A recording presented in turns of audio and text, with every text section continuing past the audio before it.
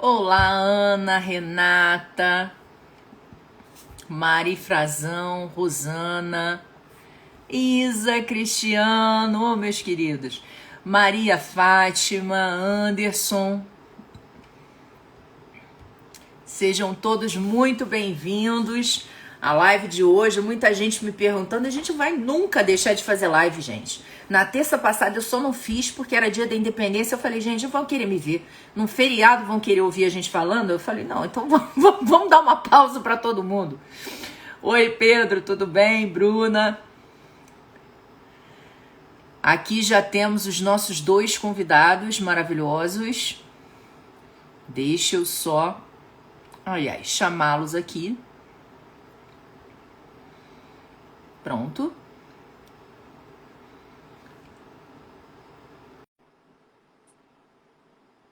Tudo bem, RM? Boa noite. Ah, Jansen, querido, tá aí.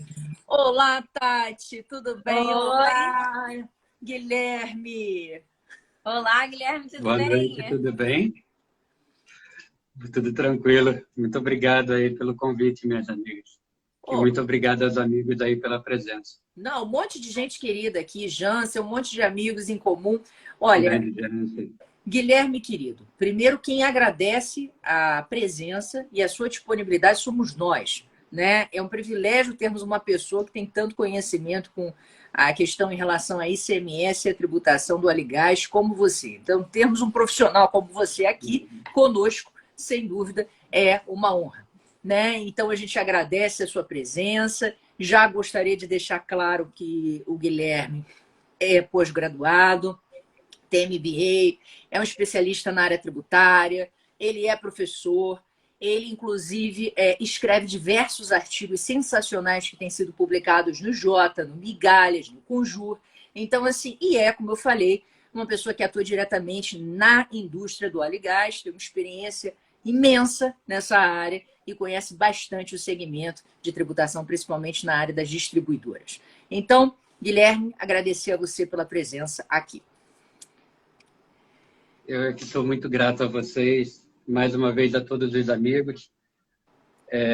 Tento ser um eterno estudante com os meus amigos da Vibra Energia. Escrevo aí os meus artigos com meus amigos PH e Rodrigo Tomiela, que provavelmente estão aí. Um abração para todos eles. É uma satisfação muito grande estar com vocês. É algo que eu já venho acompanhando há muito tempo. Outro dia um colega fez esse comparativo. Como participar de verdade de algo que você está sempre vendo assim, é um sentimento muito diferente, muito bom participar de algo tão grandioso com vocês. É um querido. Bom, já adoro. Como Eu vou aproveitar aqui que demos uma pausa, um delay, para agradecer também a presença do Zé. Muito obrigada pela sua contribuição aqui e para comentar um precedente tão interessante quanto esse. Micaela e eu estávamos dando aula agora e uma das coisas que a gente estava falando a gente adora imposto de renda. ICMS, nem tanto. ICMS, nem tanto. Mas tem algumas discussões que merecem a nossa atenção porque realmente despertam alguns pontos muito, muito pertinentes e que a gente tem que estar de olho. Mila. Exatamente. E a ADC 49, ela traz, né? Aliás, muita gente aqui elogiando você, Zé, dizendo que você é um gênio do tributário, que você tem uma humildade gigantesca. É fato, viu? Quem falou isso conhece bem o Zé Guilherme. Bom, vamos lá. Eu queria começar esse debate, né, sobre esse precedente tão importante, até porque ele está gerando uma comoção gigantesca, né, com essa proposta de modulação alucinada. O Supremo sempre nos anima, né? Eu estava dizendo que a criatividade é uma coisa sensacional. Então, a gente está sempre sendo instigado a debater, discutir, ver os vieses da vida. Então, antes da gente começar a discutir efetivamente a ADC 49, eu queria que você passasse para a gente um panorama, porque essa discussão em si não é nova, né, Guilherme? Então, passa para a gente como é que começou essa discussão e como é que a gente chegou até aqui. Pois é, eu acho que exatamente pelo fato de não ser nova, minhas amigas, ela foi, de certa forma, banalizada. Já começo colocando aqui, como todos sabemos, a ADC foi decidida no plenário virtual. Pior não há. questão de uma seriedade como essa tinha que ser discutida pessoalmente, permitir os debates entre os ministros e não simplesmente com um depósito de voto e, assim, numa mecânica tal que, se ninguém se manifestar, todo mundo concordou com o ministro relator e assim vamos. A história sobre isso começa em termos de maior solidez jurisprudencial com a súmula 166 do STJ, lá em 96. Depois o STJ, principalmente porque também é de 96 a lei complementar, e o que inspirou a súmula, na verdade, foram julgados do decreto-lei que precedia a lei complementar 87 de 96, o STJ foi novamente chamado. Já tinha jurisprudência reiterada nesse sentido, mas em 2010, no tema repetitivo 259, no RESP 1.125.133 de São Paulo, ele cria o tema de repetitivo e reforça aquilo que já vinha julgando desde sempre, que não há tributação numa mera transferência entre estabelecimentos da mesma pessoa jurídica. Até aí a situação bastante agradável para os contribuintes. Isso servia de escudo contra eventuais cobranças. Não se nega também que os contribuintes, e isso é totalmente normal, eles trabalhavam com essas normas de tributação, muitas vezes trabalhando a questão da transferência de créditos entre estabelecimentos. A gente muitas vezes tem um estabelecimento que gera muito crédito, outro que gera muito débito, então fazer esse tipo de transferência era, de certa forma, um planejamento tributário. Sim. Pois então, não obstante o STJ já ter dado a palavra final, e pelo menos numa primeira visão isso parecer suficiente, o Supremo também foi chamado a se manifestar sobre isso. E em 2020, numa questão mais específica sobre a tributação na transferência entre estabelecimentos em estados distintos, enfrenta o tema de repercussão geral 1099. Em 2020, no agravo em recurso extraordinário 1.255.885 do Mato Grosso do Sul, o Supremo, portanto, decide, tal qual o STJ já vinha fazendo, que não há realmente tributação de ICMS sequer quando essa transferência é interestadual. A partir daí você pensa, bem, tá decidido, tá tranquilo. Só que até agora, o controle que a gente tinha era um controle de legalidade por parte do STJ e um controle de constitucionalidade mais concreto e incidental por parte do Supremo. Então, me pareceu que houve esse, quem sou eu para dizer, mas um certo assodamento do Supremo ao entender que, ao julgar a ADC 49, ele estava julgando a mesmíssima coisa que julgava antes. Definitivamente, quando você opera com controle concentrado, controle abstrato, você tem que ter pelo menos um quê a mais, um cuidado maior na hora que você decidir. Porque, além de tudo, há sobre o controle abstrato não apenas a retirada definitiva daquela norma do ordenamento, mas geram-se diversos outros pontos, porque, vamos nos lembrar, há diversas normas estaduais que buscam fundamento de validade na Lei Complementar 87 de 96, na Lei Candido. Como ficam essas normas? Essa foi uma das perguntas que já surgiu. O Supremo julgou a jato, entendeu, reforçou a jurisprudência, nisso ele fez bem. Depois do que está acontecendo no julgamento do ISS na base do PIS/COFINS, eu já agradeço de essa parte aí ter passado.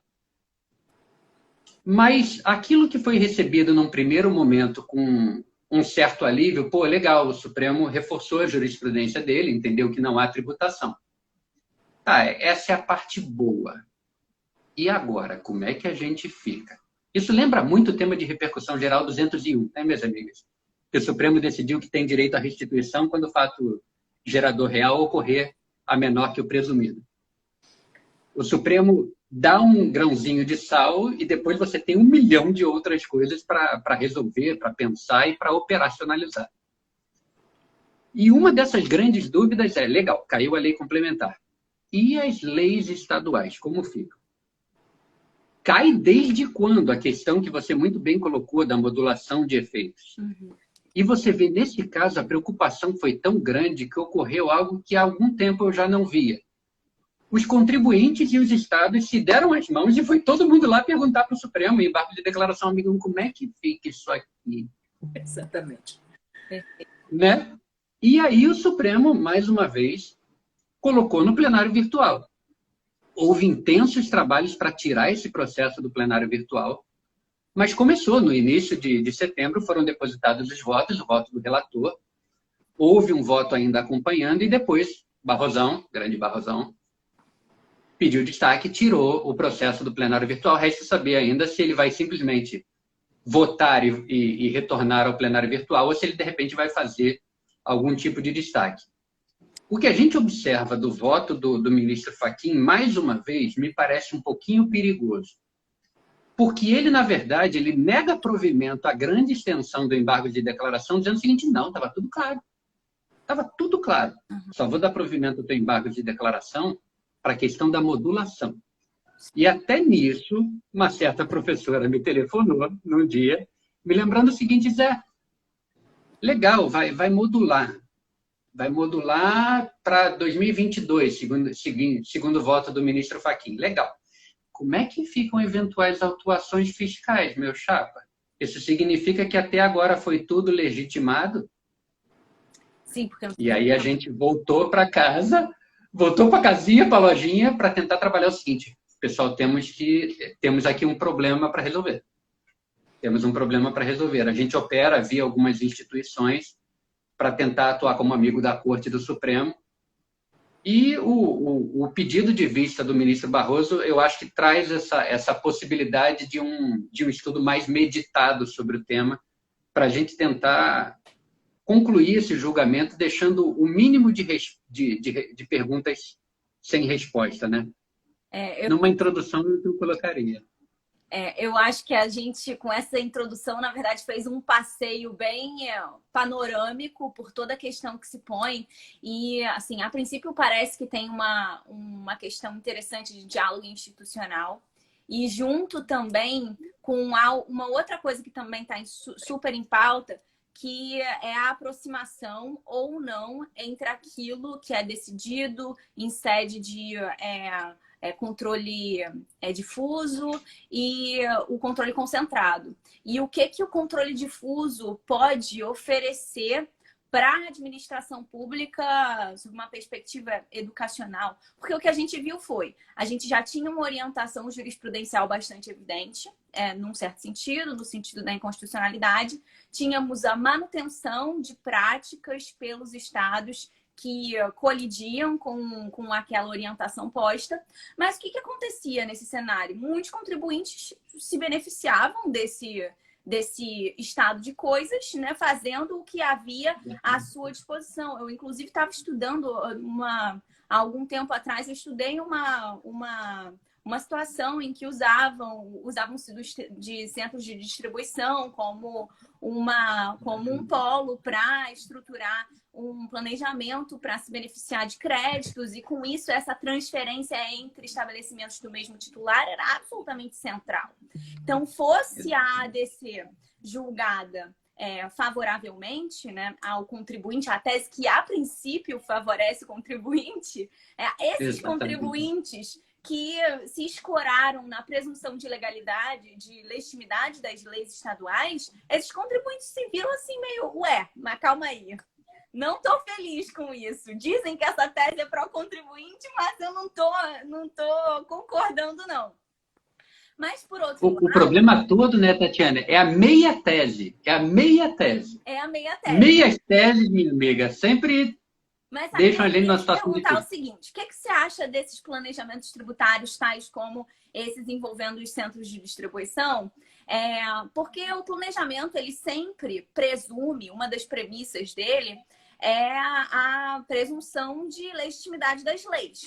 Mas a partir do momento que você tem uma orientação jurisprudencial, mesmo que não no controle concentrado, mas a partir do momento que você tem uma orientação jurisprudencial do STJ e do STF, falando que aquele tipo de norma não é adequada do ponto de vista constitucional vigente, será que esse planejamento é válido e ele deve ser protegido numa eventual modulação de efeitos? Minha amiga queria pedir licença para trazer um paralelo para a Milady, Claro. que é mais ou menos o seguinte. Primeiro que o camarada que faz esse planejamento, ele não está isolado. Ele está do lado, pelo menos, de uma Micaela e de uma Tatiana que estão fazendo a mesma coisa. Então, o aspecto concorrencial pesa pra caramba. Sim.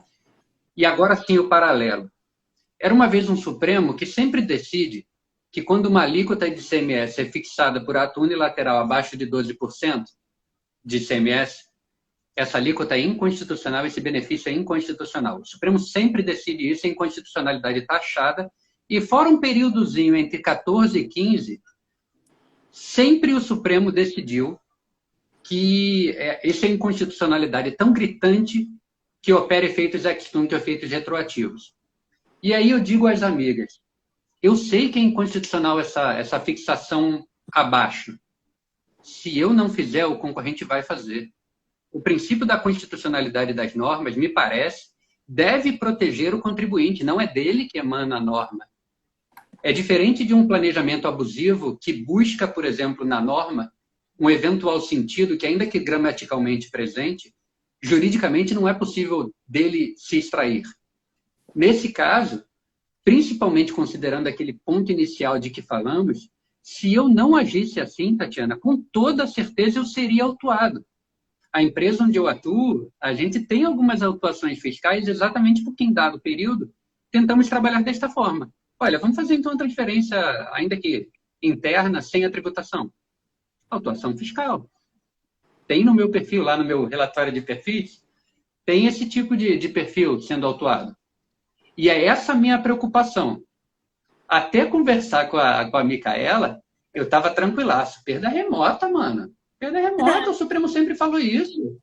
Pô, tese de repercussão geral 1099, fixada em 2020. Isso aqui tá no papo, de dia. Será? Se o camarada promover algum tipo de modulação sem fazer esse corte metodológico, sem ter esse cuidado, eu acho que até isso pode ficar em risco. Mas tentando responder de uma forma direta, minha amiga, ainda que sob o aspecto acadêmico, nós possamos pensar que essa atitude esse planejamento seria de alguma forma reprovável, eu diria a você que ele reflete existencialismo empresarial. Entendeu? Eu não conseguiria verificar a exigibilidade de postura diversa por qualquer contribuinte, principalmente aquele que opera no mercado em que eu opero hoje em dia, que é o mercado de combustíveis, com uma baixíssima margem. Se eu fizer alguma coisa diferente dos meus concorrentes, eu não estou aqui querendo justificar a atuação contra a legem absolutamente. Mas a atuação na forma da lei, tal qual posta, não vejo excesso, irmã. Não vejo excesso. Inclusive, eu acho que você trouxe uma ponderação muito rica, né, Zé? Porque, às vezes, quando a gente analisa as questões relativamente a... E isso ocorre muito também na guerra fiscal, né? O ICMS é rico nisso. Porque aquela discussão, tipo, você sabia que o benefício fiscal era inconstitucional. Então, já ouvi isso, inclusive de ministro. Você sabia que o benefício era inconstitucional, por que você usou? A questão não é eu saber. É claro que todos sabemos. A questão é a seguinte, se eu não usar, outro vai alavancar da minha frente. Então é aquela questão, ok, a gente entende, e aí é uma saia justa, né? Que eu queria ouvir um pouco do teu posicionamento sobre isso. De fato, né, se a gente fosse analisar a questão de uma forma fria, o que foi decidido pelo Supremo, novidade não é. Então, assim, se a gente fosse dizer, existiria uma razão efetiva para a modulação? A priori, não, porque eu não estou tirando o entendimento, né? Ao fim e ao cabo, eu estou mantendo o entendimento que sempre foi. NER da súmula 66, como você muito bem colocou no seu histórico, aliás, bastante completo. Então, a questão que eu queria entender é o seguinte, veja, se eu modulo, né? De certa forma, eu também não vou estar estimulando um comportamento leviano e antiético por parte dos estados. E aí vem uma questão que me parece, num momento um pouco filosófico e em outro extremamente prática, que é a ética fiscal. Porque veja, e aí eu trago mais um componente para você poder avaliar dentro da sua resposta. A gente sabe, né, que existiram muitos autos com relação à questão de cobrança de ICMS na transferência entre estabelecimentos com o mesmo titular. E não só autos, né, Guilherme? Também representação fiscal para fins penais junto. né? Eu me lembro, inclusive, de situações que já passei, onde membros do Ministério Público questionaram, falaram, mas como você não paga ICMS na transferência de estabelecimento do nome titular? Então, assim, veja, questões penais sendo tramitadas, paralelamente a isso, contribuintes tendo que brigar no âmbito penal e no âmbito tributário, e aí nós temos uma situação onde o Supremo está avaliando uma modulação que pode, como você muito bem colocou, se não ressalvar situações postas onde o contribuinte foi levado a utilizar aquele recurso tendo em vista toda esta conjuntura que também justifica você aplicar a norma do que você ficar brigando e tendo o risco do seu diretor ser preso, de você ser preso, seu orientador fiscal ser preso, aquela alegria. Será que tudo isso não deveria... E se o diretor for preso, a coisa pra gente fica feia, irmã. A coisa pra gente fica feia. Não é? Então eu queria justamente entender um pouco da tua visão sobre isso. Ética fiscal de um lado, risco do contribuinte com a questão penal e com a questão fiscal. O que você acha? Olha, até um argumento que eu não usei antes, mas que eu acho que a gente tem que ter também com base em realidade. Primeiro, o Brasil é um país onde o óbvio precisa ser dito. Porque, pelo que a gente percebe, o que é óbvio para mim pode não ser óbvio para A, B ou C. Então, aqui o óbvio precisa ser dito. Demais disso, se a coisa é tão simples, se a coisa é tão óbvia, por que demorou tanto tempo para o Supremo resolver? Por que demora tanto tempo para os tribunais vaticinarem de uma forma vinculante, que já é possível desde 2016? Por que a coisa já não veio desta forma? Tem um outro detalhe também, que talvez eu deveria ter começado por isso, mas é só um ponto de interesse também. Um dos requisitos para conhecimento de uma ADC, a gente costuma dizer que ADC e ADI são ações de sinais trocados. Devagar. Existem pelo menos duas grandes diferenças. A primeira delas é objeto. Você só pode tratar de atos normativos federais na ADC, e aí pode também atos normativos estaduais na ADI. A segunda delas, que é mais interessante, que me parece aqui pertinente demais, é a seguinte.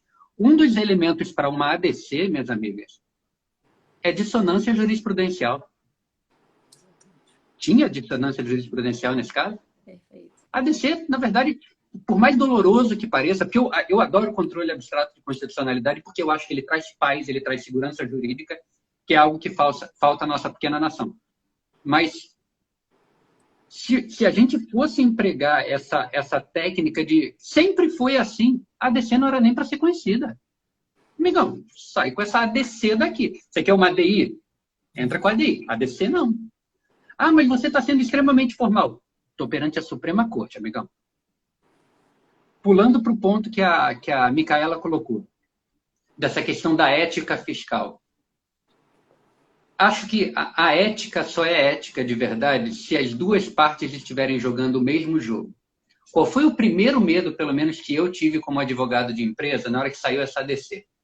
Depois de uma rápida comemoração, minha colega Ana Longo está aqui comigo, é a head de fiscal, e meus colegas lá do meu time, falaram o seguinte: legal, Zé, mas você duvida que o Estado vai te cobrar o estorno quando você fizer a saída interestadual, dizendo que a saída não tributária?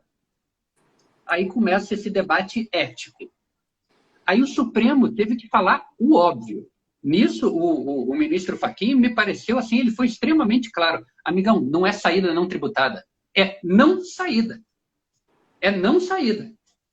Então ele teve que recorrer ao óbvio para poder dizer o seguinte: aqui não tem espaço para aplicação da norma de estorno. Então, quando se colocam esses fatores todos e joga esse molho que você está falando, porque hoje em dia eu tenho verificado também, chegamos a escrever sobre isso, eu e meus colegas, como está sendo fácil iniciar investigações criminais contra empresários por questões tributárias. O Supremo, pelo menos, está acabando aí com a covardia de se cobrar, por exemplo, dos contadores, pelo menos isso.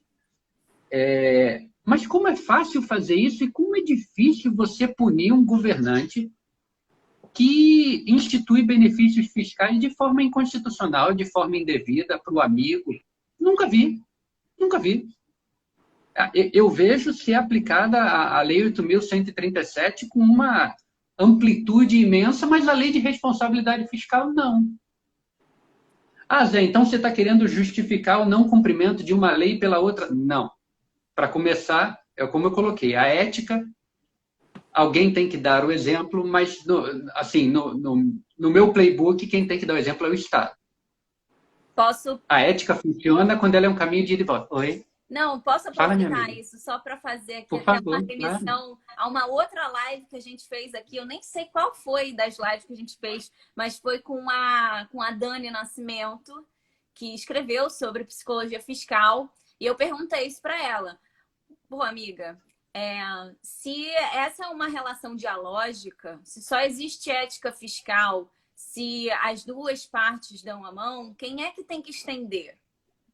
Quem é que tem que estender? E ela, procuradora da Fazenda Nacional, falou, é o Estado, sem dúvidas. Sem dúvidas é o Estado. O contribuinte, ele não tem como dar esse primeiro passo. O que ele vai fazer? Ah, toma aqui, tributa. Toma, tributa, vai, tributa. Pode tributar, não tem problema não. O contribuinte, ele não goza de uma posição na qual ele tem a capacidade de estender a mão. Quem tem que fazer é o Estado, de qualquer forma. Eu volto a dizer, tá, minhas amigas, eu não estou querendo justificar aqui uma má postura de contribuinte por uma má postura do Estado. Sim. Absolutamente. Só estou querendo colocar que deve haver uma aplicação um pouco mais equilibrada das normas. Claro. Você não pode simplesmente aplicar a bel prazer e sem responsabilidade nenhuma a 8.137 em qualquer caso, sem responsabilidade, sem objetividade, mas esquecer da lei de responsabilidade fiscal. Assim, não quero aqui trazer elementos que sejam muito estranhos à nossa prosa, mas enquanto a gente não resolver o problema do gasto público, você pode tributar o quanto você quiser, irmã, sempre vai faltar grana. Verdade.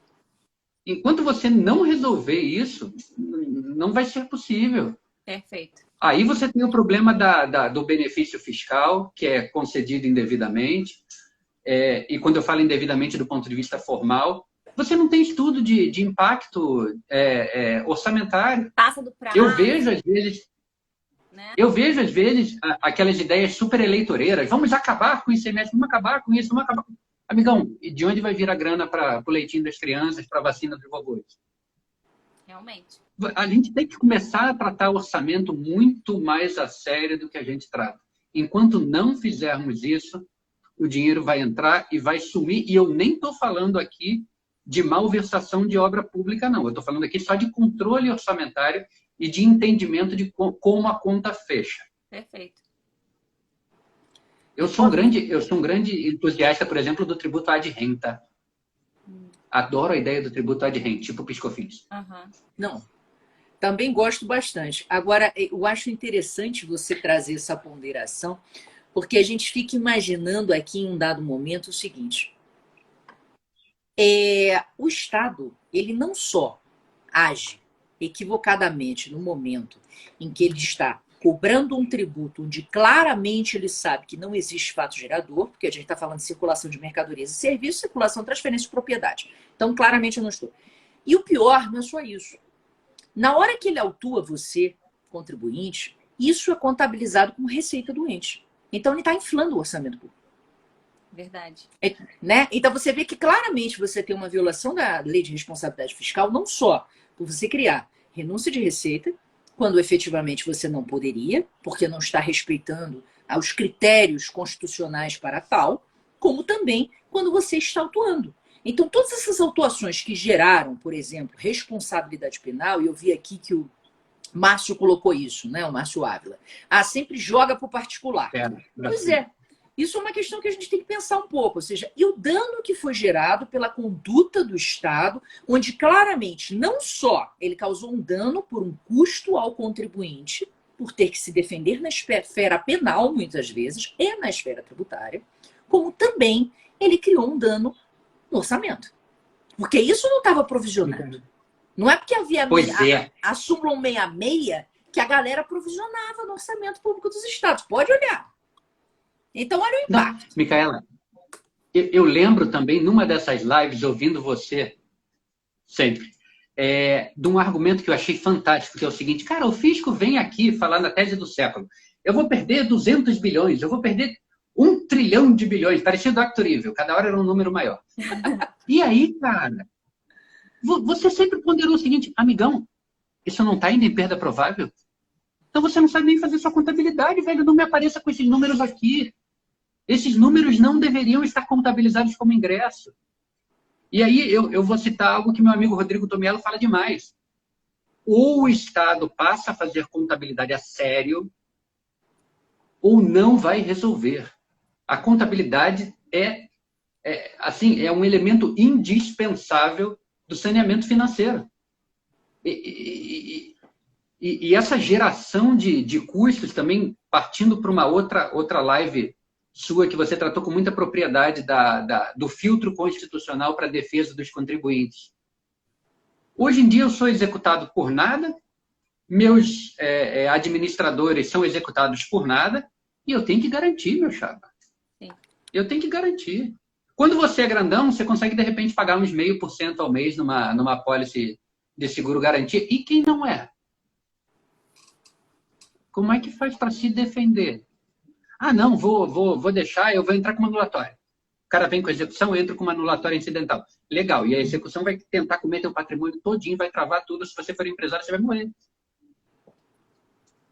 Você vê que o sistema todo parece montado numa premissa relativamente medieval de que essa ética ela deve ser muito imposta ao contribuinte, mas não deve ser imposta ao Estado.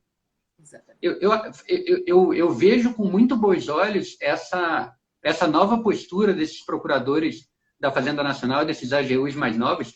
Fizeram trabalhos fantásticos. Teve a lei de transação que eles, enfim, conseguiram tirar e fazer acontecer, diversos editais, um trabalho fabuloso que eles estão desenvolvendo, que eu acho que parte exatamente desse reconhecimento, deles entenderem que eles têm que dar esse passo à frente. E o quão positivo foi isso. Diversas procuradorias estaduais estão trabalhando da mesma forma, estão buscando esse contato com o grande empresário, estão buscando negociar, estão buscando conversar. Essa é a forma, me parece, mais eficiente de resolver o grande problema da dívida ativa do que simplesmente achar que vai conseguir fazer caixa com persecução criminal, com penhor online. Não, existem formas corretas e formas incorretas de alcançar alguma coisa. Eu acho que eu sou sempre um esperançoso.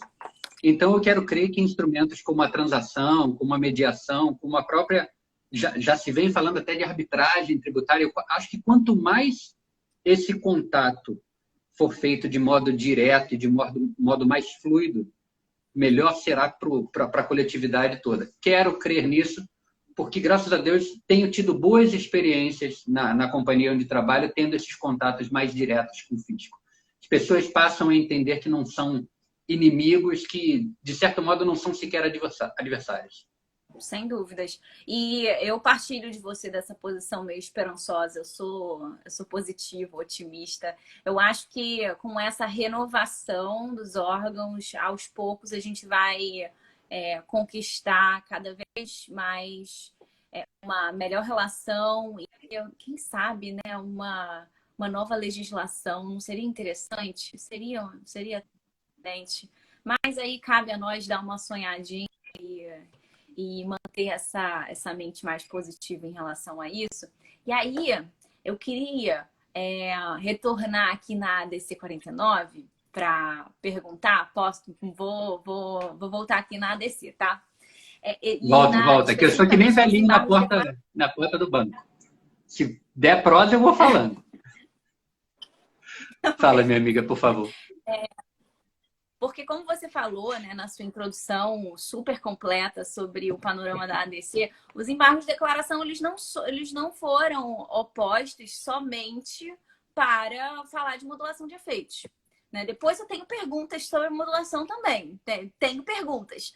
Porém, os embargos de declaração eles chamaram a atenção para o fato de que não estava em pauta somente no que diz respeito aos dispositivos normativos impugnados, não foi suscitado apenas a possibilidade, a constitucionalidade da incidência do ICMS na transmissão, nas transferências entre estabelecimentos do mesmo titular, senão também o artigo 11, no seu parágrafo 3º, inciso 2º, né, que fala da autonomia dos estabelecimentos. E se você coloca lá, esse treco aí é inconstitucional, ponto, não vou fazer nenhuma ressalva com relação à leitura que esse dispositivo tem que receber, isso causa um problema. O Daniel, ele comentou nesse sentido, ele falou, esvaziou-se o conceito de autonomia do estabelecimento, que tem repercussão em vários artigos da Lei Candir. De fato, e aí, como é que fica a autonomia? Será que não seria mais adequado, em vez de declarar inconstitucional ponto, prescrever uma interpretação conforme? Esse é um lado que tem limão e que tem limonada. Na parte do limão, já muito bem colocado pelo Daniel. Eu acho que se a gente simplesmente quebrar isso, a gente desestrutura a razão primária de ser um tributo de circulação e a realidade jurídica de que, embora se trate de uma só pessoa jurídica, você tem unidades e muitas vezes essas unidades têm até quinais distintos. Tem um quinai só para atuar como depósito, tem um quinai para atuar como importador, tem um quinai para atuar em uma ou outra função. Só aí você já vê a necessidade de que algum respeito e alguma existência de autonomia de estabelecimento você ainda tem que ter. Eu acho que nisso o ministro foi cuidadoso. Quando você verifica o próprio julgamento, o primeiro julgamento da ADC, você percebe que ele não declarou inconstitucional o dispositivo todo. Quando ele trata do 11, parágrafo 3º, inciso 2 e 12, inciso 1, ele só declara inconstitucional um pedaço. Ou seja, ele tem o cuidado de tentar não matar o todo. Sim. O 13, parágrafo 4, ele mata tudão mesmo. Mas o meu ponto aí, que ele deixa ainda mais claro no embargos, é estranho, né? Ele esclarece, mas ele diz que não está esclarecendo. Ele nega provimento ao embargos nessa extensão.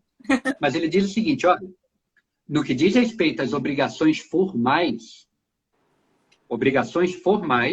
você tem que continuar fazendo o teu controle de estoque, você tem que continuar fazendo a emissão dos documentos fiscais, isso tudo você tem que continuar fazendo. Então, não dá para negar que, em alguma extensão, ainda existe o princípio da autonomia do estabelecimento. Mas tem um outro pedaço do voto dele, a que ele faz referência, que ele coloca, deixa eu ver aqui eu vou ler, que ele coloca o seguinte, nesse sentido, destaco 2 trechos relevantes ao tema, que ele fala da princípio da autonomia do estabelecimento. E tem uma parte final aqui que me interessa demais. Este Supremo Tribunal Federal, que compete manter a unidade e a autoridade da Constituição, entende ser irrelevante que os estabelecimentos do mesmo contribuinte estejam no mesmo Estado federado. Eu acho que aqui está a parte da limonada. O limão pode trazer toda essa instabilidade se você quebrar o todo. Sim. Mas se você fizer o corte metodológico, mantiver o que eu chamaria aqui de modo leigo, de uma contabilidade primária por estabelecimento e de uma contabilidade externa e secundária para o fisco por pessoa jurídica, me parece que você aqui, querendo ou não, se você assumir como verdade esse trecho do voto do ministro, se ele preponderar, você também vai estar matando, me parece, um pedaço do artigo 25, que sempre foi lido pelo STJ como de eficácia limitada, que te permite transitar créditos e débitos entre os teus estabelecimentos, mas aí ele põe o seguinte limite para você, dentro do mesmo Estado. Uhum. Por quê? A partir de agora, não. Mas eu não declarei o 25 inconstitucional. Perfeito, não declarou. Mas deu todos os fundamentos para isso. E a partir do momento que você diz também que não tem autonomia do estabelecimento para efeitos, se não formais, eu acho que você abre aí um belíssimo caminho para evitar outra realidade grande que existe hoje para as empresas brasileiras, que é ter saldos credores imensos num determinado estado e saldos devedores tão grandiosos quanto em outro. A partir do momento que você pode operar seja pela questão logística ou seja pela mera transferência desses créditos entre esses estabelecimentos. Se você passar a trabalhar não por estabelecimento, mas por sujeito ativo, por unidade federativa, você pode reduzir substancialmente esses créditos. Se você pensasse num país assim super sério, o camarada tem crédito, ele vai receber. Só que no Brasil não é assim, o caixa está quebrado, aí o cara vai dar um jeitinho. Se você pensa num país sério, quando você tem um crédito e tem um débito, os dois são atualizados iguaizinhos. Uhum. Tinha que ser o teto a Selic. Mas no Brasil não é assim. Quando você tem débito, é Selic em cima de você, é o cara querendo te prender, querendo o teu patrimônio. Quando você tem crédito, velhão, pô, é uma festa. É uma festa. É tão ruim ter tanto crédito que tem auditoria externa que já acredita que aquilo não vai ser pago considerando o histórico dos estados, que te manda provisionar. Aí aquele ativo que você tinha, você tem que zerar. O efeito Brasil não pode ser desconsiderado quando nós trabalhamos os efeitos práticos de determinadas alterações jurídicas. Então, eu acho que uma limonada muito boa que pode sair disso é, enfim, destravar a leitura do artigo 25 da Lei Candir, que permite isso e que o STJ, também, segunda turma do STJ, todo respeito aos ministros, mas tem um histórico de votar contra o contribuinte em qualquer coisa. Inclusive entendendo que o artigo 25 é uma norma de eficácia limitada e que, portanto, apenas quando há autorização específica do Estado é possível esse trânsito de mercadorias, de créditos entre os estabelecimentos da pessoa jurídica. Concluindo, eu acho que feito o devido corte metodológico, isso vale tanto para a modulação quanto para o princípio da autonomia do estabelecimento, a sua extinção, de certa forma. Ambos podem trazer cargas muito boas e muito positivas, mas é preciso que fiquem tão claras quanto possíveis no acórdão, porque no Brasil você tem que falar o óbvio. Sim. Vou só aproveitar que o interessante você falou que ele esclareceu, mas disse que não esclareceu coisa alguma, né? Isso é fantástico, né? Isso é fantástico. Isso é muito bom, realmente. Não, ele esclarece e depois diz, não, mas nega o provimento, já estava claro desde lá atrás. Pô, mano, uma porção de gente preocupada aqui, batendo na tua porta, estava claro não, bicho. Claro para quem, né? Claro para que talvez só para ele. Pois é. Tivesse claro só para ele. Pois Mas é. mais pessoas não. Tá na cabeça, é o cogitácio ainda, né? Não, para você eu vejo como que existe um bloqueio. Como que existe um bloqueio da autoridade, né, julgadora, de aceitar que em determinados momentos a sua redação ela não está evidente.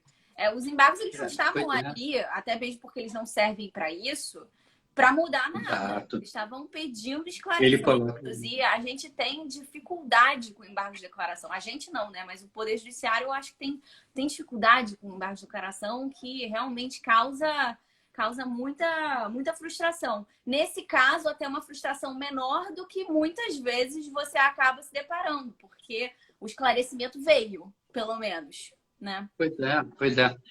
Ficou ausente no tema de repercussão geral 201. Foi perguntado com clareza. Você está dizendo que o 150, parágrafo 7º, deve ser lido assim, pela não definitividade. Tá legal. Vale para os dois lados ou vale só para o contribuinte buscar restituição? O Supremo se negou a responder isso. Podia já ter resolvido esse problema. De fato. Aí fica na mão de cada Estado. O Estado mais espertão aposta nisso e, às vezes, até vincula o ressarcimento à compensação, a cobrança de complemento. Fala, Micaela, perdão ter interrompido, minha amiga. Não, você não me interrompe nunca. O que eu queria colocar é o seguinte, Zé, eu fico pensando até que ponto, e é uma dúvida realmente, não cheguei a nenhuma conclusão, confesso a vocês, tá? Eu não sei até que ponto é um total desconhecimento dos desdobramentos do que estão acontecendo, porque veja, você é uma pessoa que atua praticamente na área. Então você entende como funciona, né? Então será que não existe essa visão? Será que realmente os ministros não conseguem perceber esses desdobramentos? Essas mensagens que estão sendo dadas, por exemplo, o impacto do julgamento efetivamente. Eu adorei essa sua visão do artigo 25. Eu não tinha pensado nisso e acho que você chegou longe e foi muito bem. Então, a minha grande Não é questão... minha não, tá? É da minha colega que está aqui, doutora Renata Martins Quagliani Pereira. Então, Minha excelente. amiga lá de Vibra Energia, todas as palmas a ele. Eu achei o raciocínio fantástico. Eu estou Também usando achei. como meu, irmãozinho, eu te avisei. Não, parabéns, Renata. Excelente. Então, eu acho que... não sei até que ponto isso realmente não vem, ou não existe no Supremo por uma questão deles não terem uma visão do operacional e do desdobramento. E talvez, Zé, nesse ponto, eu acho que falte um pouco, e o CPC nos ajuda nisso. Será que audiências públicas para debate dessa questão não seriam muito mais efetivas do que a gente ficar trabalhando só nos despachos dos ministros? Porque você permite que a sociedade, instituições que trabalham com isso, né, não, independentemente das partes, possam levar esses argumentos e realmente o ministro possa ver o desdobramento disso. Porque eu acho que falta um pouco isso, né? Irmã, ia dar um outro exemplo aqui. Fale, Tatiana. Não, tô Fala só você. assentindo com a Micaela e tô aguardando o aporte mesmo. Não, então, eu acho que toda deliberação é válida. Eu acho que isso é a maior expressão da democracia. A gente só tem que tomar cuidado para não virar. E aqui não tem nenhuma crítica ideológica, tem uma crítica prática. Para a gente não parecer um soviete, que era aquele tipo de conselho que a gente decidia entre nós, aí subia, ia subindo e não se decidia nada nunca, porque sempre vai ter um cara que vai ser contra. E aí eu dou um exemplo, de novo. A ADIM, o conjunto de ações declaratórias de inconstitucionalidade que foram ajuizadas em desafio às resoluções da NTT que fixaram a tabela mínima de frete. Eu achei que no começo foi fantástico o ministro Fux, que era o relator, ele chamou todo mundo para conversar sobre. Eu falei, pô, que negócio legal, cara. Que negócio legal. Chamou todo mundo, buscou informações, fez audiências públicas e tá há 3 anos sem decidir, mano. Você tem que discutir, mas tem que decidir. É fundamental você discutir, mas você não pode usar o argumento de discutir para não decidir. Não, e o pior é o Então, respondendo a pergunta de... Tem que discutir e decidir na contemporaneidade da discussão. Porque senão a realidade muda e aquilo que as pessoas concluíram naquela época já está obsoleto, já não é mais a realidade daquele setor econômico. E, Tatiana, a grande verdade é a seguinte, irmãzinha. Por darwinismo, a nossa característica humana faz com que a gente se adapte, por pior que seja. Na época, a tabela mínima de frete era uma dor imensa para mim. Hoje em dia, é uma coceirinha. Entende meu ponto? Sim. Aí, eu não gosto muito desses lugares comuns, tão comuns assim. A justiça tarda, mas não falha. Não, a justiça tarda é falha. Sim, total. Não há mais uma saída honrosa para um problema como esse que foi gerado nessas ADIs da tabela mínima de frete, entende? Eu achei fantástica o início de solução pelo ministro Fux, mas faltou dar o nó, faltou resolver. Não deu o nó. Estamos até agora esperando. Isso é parecido, vou tentar não fugir muito, mas isso é parecido com a lógica que existe hoje em dia para inconstitucionalidade por omissão. Ah, isso é inconstitucional por omissão. Beleza, e vai fazer o quê? Uhum.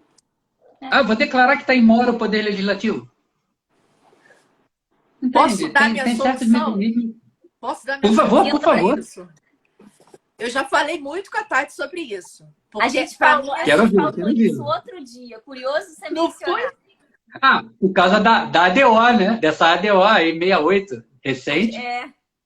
Exatamente.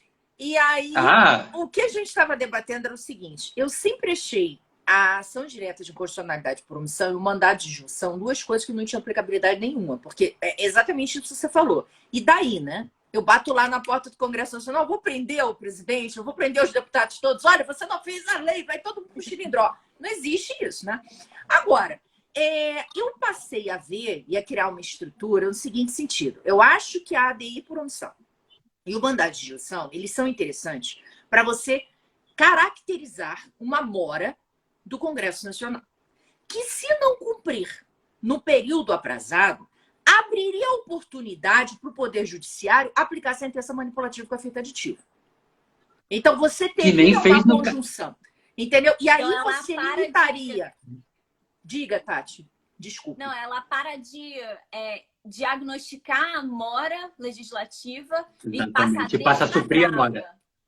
Exatamente. Mas aí que tá, eu só vi isso acontecer com eficiência neste grande país, mas talvez pode ser falta de estudo, mas de verdade, eu só vi acontecer uma vez. Que eu até estava comentando isso com os meus colegas no trabalho, com o PH e com o Rodrigo principalmente. Quando você tem uma norma que, se você esticar um pouquinho mais, você aplica para a galera que está na omissão, vide o caso da lei de greve do servidor público que nunca saiu. Qual foi a solução do Supremo? Vai continuar a mora? Vai continuar. Eu vou aplicar no que for possível a lei de greve do funcionário normal. No que for possível está aplicado. Ah, mas isso é legislar positivamente. Mas pô, você me deixou no limite. Exato. Você me deixou no limite. Esse é o ponto. Você limita o ativismo judicial com base na caracterização da mora, né? E eu estava exatamente, eu e a Tati estamos debatendo esse caso. A gente falou, pô, foi um negócio muito bem feito quando foi na lei de greve, mas depois desbaratou enlouquecidamente que o Supremo começou a utilizar sentença manipulativa com efeito aditivo sem caracterização de mora. Ele gostou do poder. Gostou do poder. Exatamente. O poder, o sabor é bom, né, minhas amigas? Eu acho que o controle abstrato, seja ele por ação ou por omissão, ele ainda tem alguns elementos que não estão suficientemente claros. Eu queria só levantar essa bola porque eu queria de verdade ouvir a opinião de vocês duas. O que acontece, minhas irmãs, com as leis estaduais cujo conteúdo é igualzinho àquele que foi declarado inconstitucional na Lei Complementar 87 de 96? Seria de alguma forma possível forçar uma barra de que, sei lá, ajuizar uma reclamação perante o Supremo contra elas, dizendo o seguinte: não, isso aqui já está declarado inconstitucional, meu chapa? Ou a gente, de repente, precisaria se apegar até uma formalidade. Eu não gosto muito dessa solução, não, mas... Ou talvez se apegar até a formalidade de que não, numa ADC, não. Numa ADC isso nunca seria possível, porque numa ADC você nunca pode ter o controle de uma norma estadual. Queria de verdade aqui aproveitar esse momento e perguntar a vocês a visão de vocês sobre isso. Não, eu acho que isso é uma pergunta interessante e me parece que, na perspectiva do contribuinte, ele tem à sua disposição uma tese evidente. Mas instrumentos é um ponto. Acho que a reclamação não seria o caso, justamente por da mesma descrição da ADC. Mas no controle difuso... não, controle difuso leva, tô contigo. Tô contigo. Entra com mandado de segurança para não aplicar. O ponto é um instrumento. Eu acho que a descrição, pelo menos no meu ver, a prioristicamente, eu diria que a descrição da ADC acaba desconstituindo essa via. O que você acha, Mila? Eu particularmente também não acho que seria o caso de reclamação, né? O grande ponto aqui é o seguinte: a partir do momento que o Supremo Tribunal Federal ele claramente entendeu que os dispositivos da lei complementar são inconstitucionais, ele tira a validade dos dispositivos da lei estadual. Então, é um efeito natural de cadeia, né? Então, eu acho que você consegue... Eu não sei, tá, gente, se daria para a gente trabalhar uma tutela de evidência. Eu estava pensando aqui nisso. Mas eu acho... diga. Não, o controle incidental dessas normas, eu ficaria bem tranquilo. O que eu queria de verdade saber, e porque eu estou tentando estudar isso até para tentar escrever um cadito sobre isso. Eu tenho o princípio de que a questão do arrastamento na jurisprudência brasileira ele está longe de ser claro. Eu acho ela uma ideia fantástica. Concordo plenamente com o que Milady falaram. Se você pegar a pirâmide natural do Kelsen, é claro que a lei estadual estava ancorada nessa norma federal que caiu, e aí ela tinha que cair junto, mas não é assim que acontece. É verdade. E a pergunta foi uma provocação exatamente porque o que caracteriza assim, em termos de efeito, o que caracteriza a eficácia vinculante de uma decisão é o fato de você poder entrar com uma reclamação contra o descumprimento dessa decisão. Você dá o pulo direto para o Supremo. Eu não acho que é o caso nessa hipótese de que estamos tratando na DC 49. Mas ouvi-las é de bom tom sempre. Não, esse é um ponto interessante, hein? Como é que você conseguiria levar isso diretamente ao Supremo? Eu acho que a inconstitucionalidade por arrastamento ela é automática. Agora, você levar isso no concentrado, talvez na hora que você fosse discutir, e aí talvez tenha sido um erro da DC, né? Na hora que a gente for levar um controle concentrado, seja ele por ADI ou ADC, você tem que falar dos consectários, né? Ou seja, eu estou declarando a inconstitucionalidade da norma essencial e daquelas que nela buscam fundamento de validade. Porque é algo objetivo.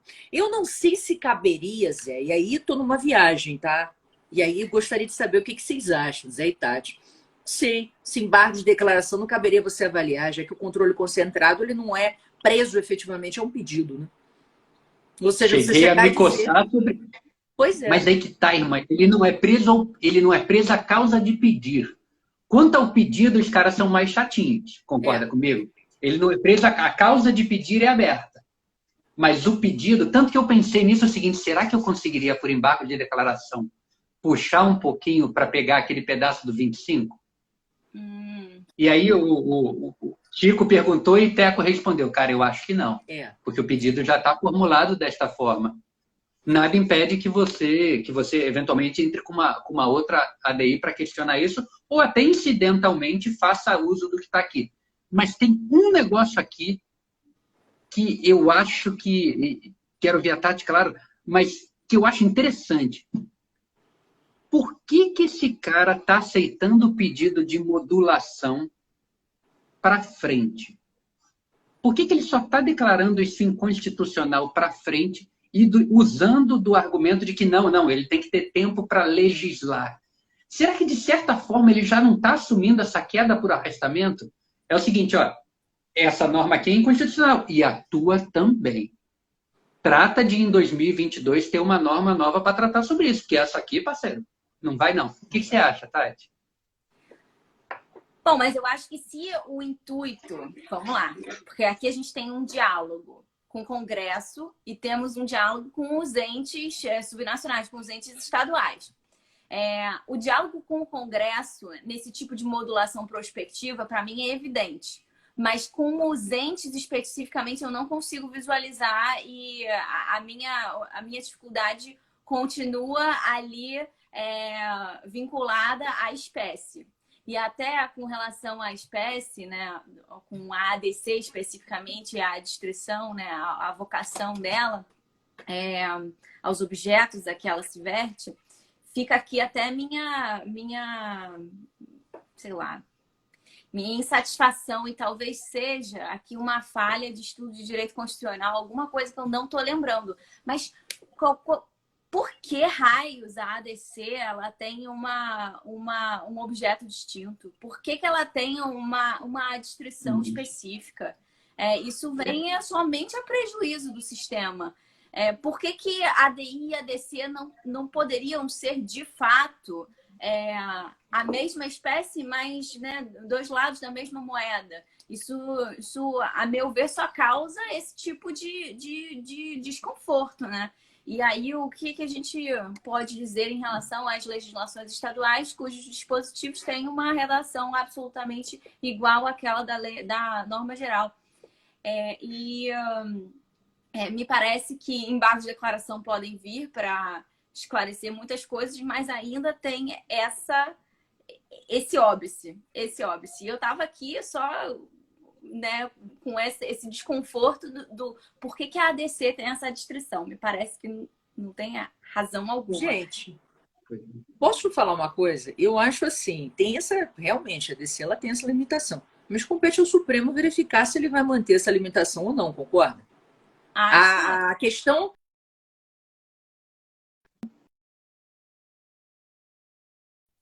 Deu uma travadinha. Voltei.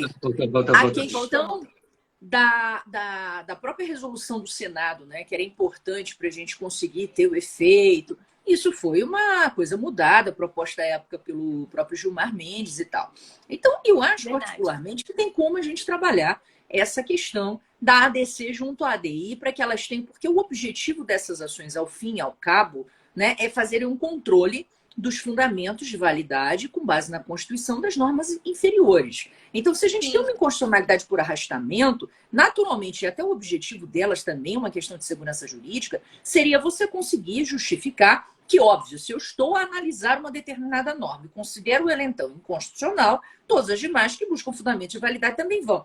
Agora, isso é um pouco diferente da questão do artigo 25, porque o artigo 25 é uma construção maior, né? Excelente, aliás, adorei, parabenizo a todos, e Renata, que foi originária da ideia, mas o que eu quero dizer é, eu acho que não dá para a gente fazer essa extensão aí, realmente a gente teria que fazer uma avaliação própria.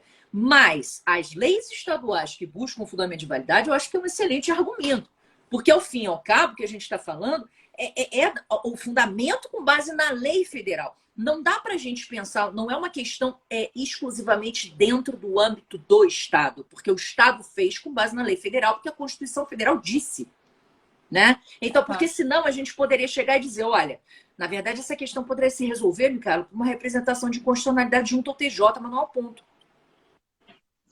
Entendeu? Então, assim, para mim, eu acho que dá para a gente construir nessa linha. Agora, é óbvio, é uma construção doutrinária e mais ainda, né, minha gente? É vontade do Supremo Tribunal Federal de fazer isso. Vou fazer essa leitura ou não? Aí, realmente, é uma questão que, né? Então, posso pegar esse gancho e voltar nessa construção com relação nos impactos para o 25, que, né, foram demais, realmente.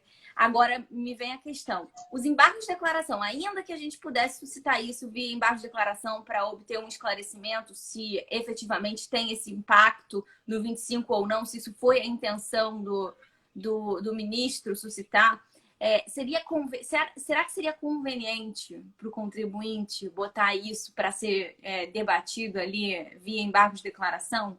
Será que o Supremo, ele efetivamente, será que o Fachin, ele realmente quis ventilar essa nova leitura do 25? Ou não seria melhor deixar a decisão se consolidar nesses termos e depois usar desse material para ir construindo o precedente de baixo para cima? Perfeita. A única coisa que eu acho que tem que mexer de verdade, eu acho, né? Depois de conversar com a minha professora, a única coisa que tem que ficar clara é a modulação de verdade. Sim, sim. Você está modulando, faz o corte, amigão, entende? Explica para todo mundo para ficar bem claro.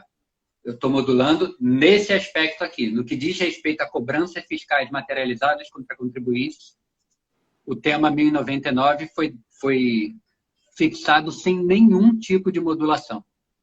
Não é válida nenhuma cobrança fiscal contra contribuinte.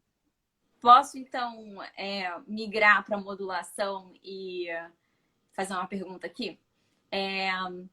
O negócio da modulação ele é interessante, né? Até mesmo porque tem o desenho da modulação nos termos nos quais ela foi fixada e tem os argumentos, né?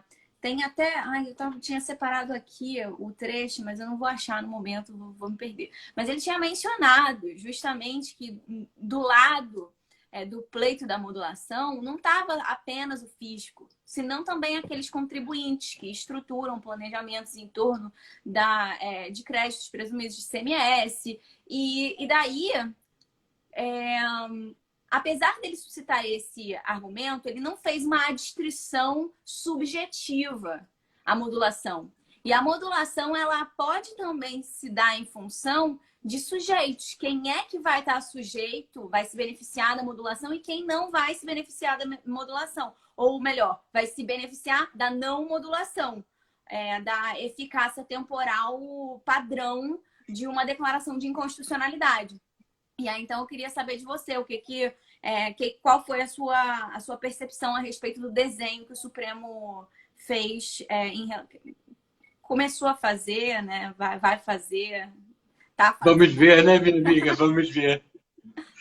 Olha, para ser sincero com você, essa foi uma ideia que só me ocorreu depois que a professora Micaela falou comigo. O ponto, assim, um dos pontos muito interessantes do que você trouxe é a gente recordar que modulação não é só temporal. Temporal é apenas uma das modalidades de modulação possíveis. Outro ponto para a gente tratar é que me parece que essa vai ser uma modulação de 2/3. Vai precisar de 8 para modular isso aí, porque a gente está tratando propriamente de declaração de inconstitucionalidade. Não dá para fugir por aquele caminho de não, basta a maioria. Não, nesse caso vai ter que ser 8. Ao fim, quando você trata de uma modulação dessa, e aí é que me parece que falta esse cuidado do Supremo de entender o que ele próprio já julgou, né? Modula nos estritos limites do que lhe foi pedido, Supremo. Tenha o cuidado de modular o seguinte, olha, eu estou modulando e estou deixando claro, estou preservando todas as operações e tomadas de crédito dos contribuintes com base nas leis estaduais até 31 de dezembro de 2021. Isso eu estou preservando. Dali em diante, outra jogada. Até ali, eu estou preservando. Se ele fosse claro em adotar a modulação desta forma, eu não teria o problema que a Micaela muito bem suscitou. Exato. Agora eu estou numa dúvida danada. Porque eu posso sair dessa ADC com um efeito vinculante de modulação temporal de que não, até 31 de dezembro de 2021, ele pode sim cobrar ICMS pela transferência. E aí os autos de infração que estavam em perda remota viram perda provável assim. Olha, e meu diretor financeiro me mata. Eu vou dar, assim, a minha percepção da lembrança que eu tenho quando eu li o voto do Fachin. Eu acho que nos termos em que foi fixado, se eles convergirem para a modulação nos termos do Fachin, caberia ED para esclarecer a respeito do que ele suscitou o interesse do contribuinte. Ele falou que o interesse do contribuinte está ali apalavrado nas condições em que eles se beneficiaram da legislação como ela estava para fazer um planejamento tributário envolvendo tomada de crédito. Só que, né, não poderia sair desse argumento e parar numa prescrição de modulação que não está restrita a isso. Pois é. Até porque isso é relativamente natural, né, minhas amigas? Todas as vezes em que houve discussão judicial de controle concreto, foi porque algum contribuinte estava brigando por ter sido autuado pelo fisco. Exatamente. Todas as vezes em que um contribuinte chegou perante o STJ ou o STF dizendo, olha, eu fui autuado por uma questão de transferência, sempre foi dada razão ao contribuinte. Em 2020, o Supremo deu razão ao contribuinte. Estabeleceu uma tese de repercussão geral. Não estabeleceu nenhum tipo de modulação temporal, subjetiva, o que quer que fosse. O que foi perguntado para ele é, Supremo, um contribuinte pode ser cobrado de ICMS por uma mera transferência entre seus estabelecimentos? A resposta é não. E assim, mas o Supremo não se vincula, Zé, porque o Supremo tem que poder evoluir na jurisprudência. Evoluir, sim. Involuir, não. Ao que me parece, embora seja uma ideia... embora essa seja uma ideia, talvez, de imposição de self-restraint. Olha que coisa horrorosa. Eu vou impor que você se contenha. Então, não é você se contendo, sou eu te contendo. Mas, enfim, eu acho que esse dever de autorrestrição do Supremo tinha que se dar até em respeito do que ele mesmo decidiu em 2020 no tema 1099. O Supremo tem esse dever de vinculação. Zé, mas o Supremo tem uma jurisprudência de que o controle concentrado ele vale mais do que o controle concreto, ele prepondera. Eles aplicaram isso para tentar dar golpe quando a União estava perdendo em casos de controle concreto, aí entrou com controle concentrado para tentar mudar. Isso é uma jurisprudência que eu conheço quando você tem duas demandas ainda em curso, ainda não decididas. Depois de decididas, meu irmão, pelo amor de Deus, não precisa me respeitar, não. Se respeite. Você decidiu em 2020, bonitão. Então, eu acho que isso é algo que pode ser trabalhado até por uma questão de ego do Supremo, de respeito às suas próprias decisões. Em 2020, você falou isso. Não podemos caminhar para trás em relação a isso. Isso é uma situação já consolidada. Você falou, o STJ falou, não tem aqui nenhuma discussão. Você permitir o surgimento e o crescimento de um novo contencioso, você é um consolidador de jurisprudência, você é um resolvedor de problema. Não pode criar um novo problema. Exatamente. A Os ideia... argumentos de você são muito meta-jurídicos, tá, irmã? Mas... Não acho que seja meta-jurídico, não, Zé. Porque, na verdade, se a gente for por um racional, qual é a função do Supremo Tribunal Federal como guardião da Constituição? Assegurar a Constituição e dar segurança jurídica. A própria teoria dos precedentes se impõe isso. Né? Ou seja, se eu vou alterar um precedente aqui, se bem que a modulação ela é interessante, essa modulação que vai acontecer, porque ela não é uma modulação em razão de uma mudança de precedente, mas sim é uma alteração, é uma modulação em razão de preservação da segurança jurídica pelo caos causado em razão de uma norma que era considerada inconstitucional e que não foi deixada de lado por parte dos estados. Ou seja, é uma questão fática posta que faz com que o Supremo tenha que gerar uma modulação de efeitos. É interessantíssimo esse caso concreto, né?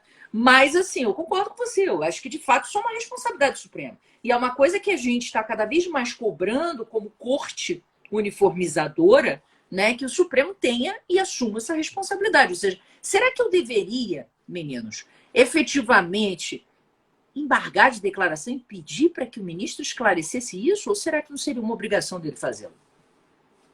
Pela questão da própria... Agora, o grande problema é obrigação, mas será que ele sabe?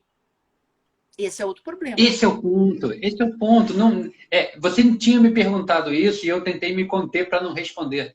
A verdade é, o ministro ele tem mais conhecimento jurídico do que todos nós somados, mas nem ele, muitas vezes, é capaz de perceber a extensão das consequências daquilo que ele decide. Isso aí é a minha rede de tributária que vai saber. São os meus advogados que vão saber. É o time dela que vai saber. Então, essa questão do diálogo, da audiência, isso seria fundamental. Seria fundamental. Eu vi o Supremo admitir amigos da corte, neste caso. Achei muito interessante. Mas, assim, sendo honesto com vocês, de que adianta você me admitir amigo da corte e depois jogar isso aqui na sessão virtual, no plenário virtual? Nada. Desculpa, joga tudo no lixo, entendeu? Que você pode votar, não acompanha o relator. Ou até pior que isso. Vou dormir por 15 dias. Na hora que eu voltar, eu acompanho o relator, seja no que for. Esvazia, entendeu? Esvazia. Eu não estou dizendo que não pode usar o plenário virtual para nada, mas também não pode usar para tudo. E certamente nós estamos aqui diante de um caso que exige um componente deliberativo que eu acho totalmente incompatível com o emprego dessa metodologia de julgamento. Como é que te parece, Tati? Não, esse negócio do acompanha o relator é complexo, né? Porque acompanha no quê? Na conclusão, nos fundamentos. Mas se ele divergir na cabeça dos fundamentos, mas convergir na conclusão, ele não está formando precedente. Só que no final da decisão, a gente não vai querer só uma resolução para aquele caso. A gente quer também conseguir extrair dali o precedente. E aí o acompanha o relator é um problema. Se você tem uma discussão plenária, você consegue fazer essa caça, a caça aos fundamentos. Mas no plenário virtual é dificílimo fazer a caça aos fundamentos. Aí você tem que partir do seguinte pressuposto para conseguir formar um precedente. Quando o ministro acompanha o relator, ou a divergência, enfim, quando ele acompanha, eu estou presumindo que ele está acompanhando também nos fundamentos. Sim. Só que isso é uma presunção assim complicada, né? É assim, ela desafia. Engraçado esse assunto ser ventilado agora, porque isso foi debatido no último grupo de pesquisa lá na UERJ, de análise crítica da jurisprudência, com o Carlos Alexandre e o professor Queiroz. E provavelmente vai ser assunto do nosso próximo encontro, na verdade. E a ideia que até o Carlos comentou foi o seguinte, não dá para a gente presumir que o acompanho relator também encerra um acompanhamento nas razões, nos fundamentos, porque isso é trazer uma restrição ao legislador muito, muito grande e que não veio com o ônus argumentativo necessário para causar essa perturbação na atuação que o legislador efetivamente fez. Então, para que um acompanhamento se dê não apenas nas conclusões, mas também nos fundamentos, e assim dê ensejo ao surgimento de um precedente que nas sistemáticas que ocasionam vinculação tenha força equiparada de uma norma jurídica, né? É uma norma jurídica, nesses casos ele teria que expor também seus fundamentos de maneira explícita, e não apenas jogar lá, acompanha o relator. E aí não... O acompanho relator, eu conversava isso muito com a minha colega Bárbara Prado. O acompanho relator, na minha, assim, às vezes modestíssima opinião, é uma violação a 93.9. Total. Eu sou um membro do judiciário, eu não posso só acompanhar o relator, amigão. Não posso. Eu tenho deveres. Eu tenho o dever de votar de modo fundamentado. Ah, não, mas você está acompanhando o fundamento dele. Pô, amigão. Não pode. Não pode ser assim. Ainda mais banalizando uma sistemática assim. que vai produzir vinculação. Não. O Tati e Micaela, olha o absurdo que a gente está chegando, pessoal. Basta não fazer nada que você estará acompanhando o relator. É verdade. É um pouquinho demais. É um pouquinho demais. Não é nem a questão do robozinho que lê a forma como o ministro costuma votar e coloca lá. Não é isso. Você não faz nada, você foi dormir, você foi viajar, foi tirar férias. Está em coma. Não tem nenhum problema de quórum. Isso é uma loucura, de fato. Isso é uma loucura. É um sistema que não é feito para ser julgado em plenário virtual. Acompanha o relator. Você tem que ter um debate claramente, para que haja dialética. E aí, qual é o resultado? Nós, advogados, temos que ficar construindo. Olha só, não teve precedente nesse caso. Só que vai pingar. O problema é que a gente tem que fazer o vestido, a gente tem que driblar a súmula 7. Faz tudo para tomar um acompanho relator, minhas irmãs. Mas isso parte da própria substância do que é possível ao judiciário ofertar para nós em termos contraprestacionais. E ao discutir isso, talvez tenhamos que discutir também a quantidade de coisas que compete à nossa Suprema Corte, o que certamente seria tema para uma outra prosa, mas eu acho que hoje tem coisa demais no Supremo. É verdade. Tem coisa demais no Supremo. Sim. A questão dos furos por prerrogativa, por exemplo, eu acho que não devia mais competir ao Supremo. Nem os próprios caras querem, sabe? Nem os próprios caras querem.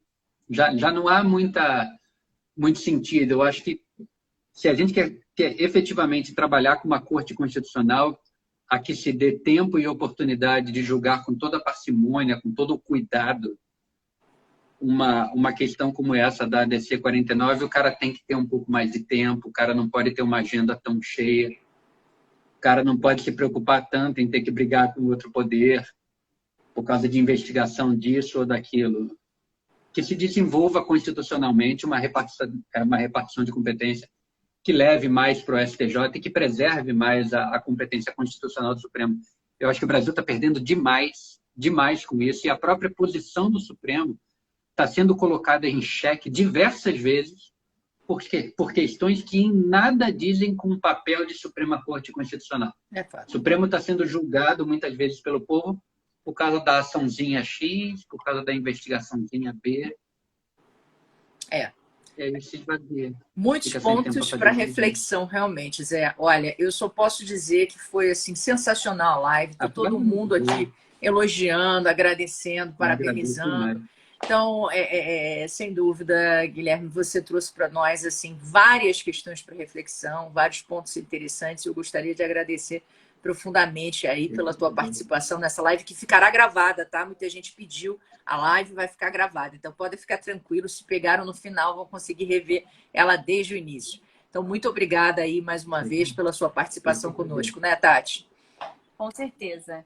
Muito obrigada, Zé. Eu acho que essa discussão, ela, para muitos, pode parecer sobre um assunto só, mas a live ela foi muito eloquente para mostrar como, na verdade, daqui da ADC 49 a gente puxa muitas repercussões e existem muitos debates aqui, não só envolvendo a adequação dos instrumentos que a gente tem a nosso dispor para questionar a constitucionalidade dos atos e leis e como também questão de modulação de efeitos, que é fundamental e tem sido um desafio tão importante nos últimos tempos na atuação do Supremo.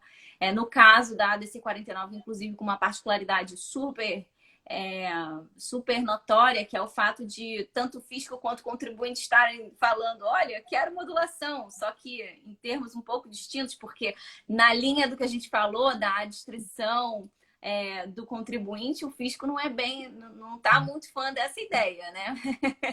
Mas é um debate muito plural, com muitas repercussões interessantes, que certamente a gente não conseguiu exaurir, mas é interessante dessas lives que a gente consegue sair com mais perguntas do que respostas, e a gente faz questão de sempre bater nessa tecla que é sempre bom sair com perguntas, porque o direito tributário ele sempre nos leva para estudar mais o tempo todo, a gente nunca para de estudar, e cada vez que a gente acaba enfrentando um ponto e tendo esclarecimento a respeito de um ponto, a gente acaba já se deparando com mais 10 coisas para estudar e para suscitar, gente. Foi ótimo, adorei estar aqui com vocês, obrigada. Muito legal. Pela sua contribuição, que foi muito rica. Só no panorama geral, você já fez assim um passeio inteiro pela ADC, foi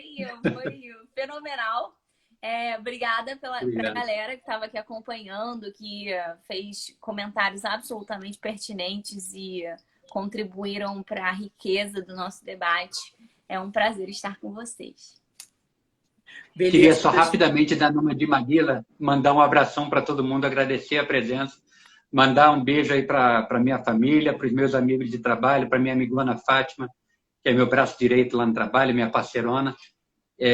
Um abração para todos vocês. Muito obrigado a todos, meus amigos. Olha, a gente agradece e diz, podem ficar tranquilos que essa é a primeira vez do Zé, mas não é a última. Então, teremos mais lives iguais a essa, como muitos aqui estão pedindo. Tá bom? Um beijo grande. Fiquem com Deus. Até a próxima. Tchau, tchau. Até a próxima. Vida longa e próspera para todos, meus amigos. Até logo.